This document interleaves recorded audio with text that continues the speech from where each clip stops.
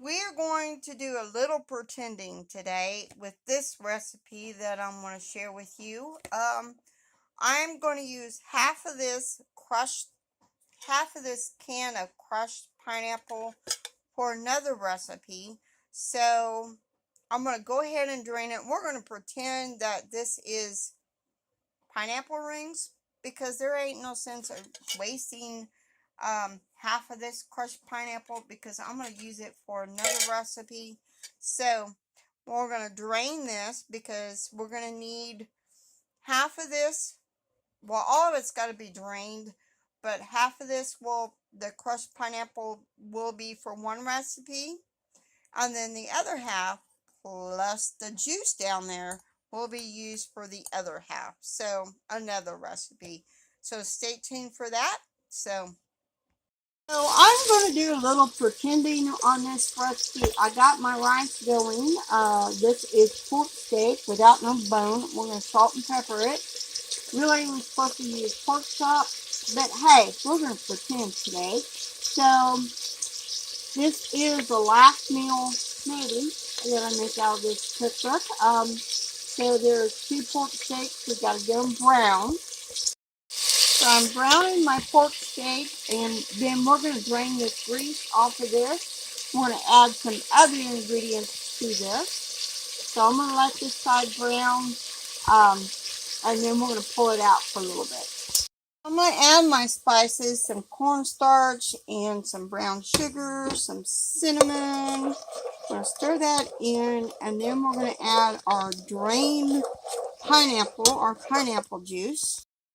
Now we need to cook this until it starts getting thicker. So, before we add our rice and some of the pineapple, which we're supposed to have been using pineapple rings, but I needed crushed pineapple for another recipe that you will see in the month of August. Because I've already picked out my cookbook for the month of August, just a FYI, that we need to cook this until it starts getting thick. Then we're going to add our rice, and we're going to add part of the crushed pineapple. Now, I did half this recipe since I'm only using 2 pork chops. So, and this is a freezer meal after you put it all together. We're going to put it in a 9x9 by 2-inch pan. But I'm going to bake it tonight. I'm not going to be doing that. So, everything will be warm when I put it in the oven, and I do have my oven preheating at 400 degrees, so, and that is Fahrenheit. So now we're just waiting until this gets thick.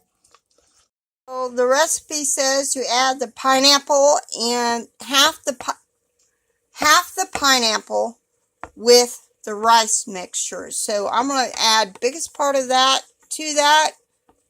So now that this is thick, we're going to add half of our rice pineapple mixture to this. So I was supposed to put half of this pineapple rice mixture with the sauce, and then we're going to put the rest of the pineapple I saved on there, a little bit on the pork chops, and then the remaining rice, pineapple rice, I'm going to put it on each side of the pork chops. Now we bake it for, if you was using a regular oven, it would be 1 hour and a quarter. I am cooking this about 45 minutes because my toaster oven tends to cook hotter. So